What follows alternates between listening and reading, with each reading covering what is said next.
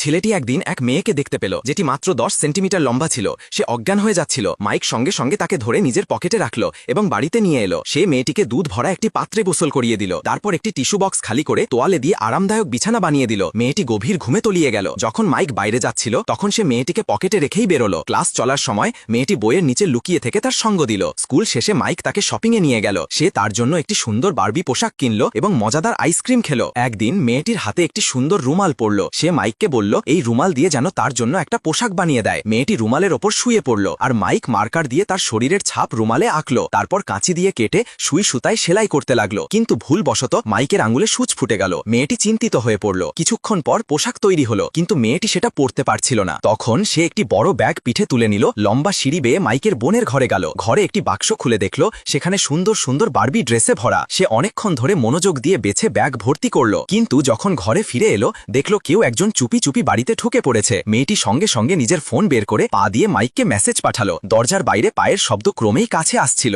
লুকানোর জায়গা না পেয়ে সে পুতুলের মতো স্থির হয়ে দাঁড়িয়ে রইল। চোরটি তার কাছে এলো আর মেয়েটি এতটাই ভয় পেয়ে গেল যে নিঃশ্বাসও নিতে পারছিল না। হঠাৎ চোরের ফোন বেজে উঠল আর সে তার সঙ্গীর সাথে দেখা করতে চলে গেল। তখন মেয়েটির মাথায় এক বুদ্ধি এলো। সে মিউজিক সিস্টেম চালু করলো। চোর শব্দ শুনে ভাবলো মালিক ফিরে এসেছে আর দৌড়ে পালিয়ে গেল। মাইক মেসেজ দেখে সঙ্গে সঙ্গে বাড়ি ফিরে এলো। সে স্বস্তি পেল যে মেয়েটি নিরাপদ আছে। মেয়েটি উত্তেজিত হয়ে তাকে পুরো ঘটনা বলল। তারপর ব্যাগ থেকে নতুন পোশাকগুলো বের করে এক ছোট্ট ফ্যাশন শো করলো। মাইক তার কিউটনেসে পুরোপুরি হারিয়ে গেল।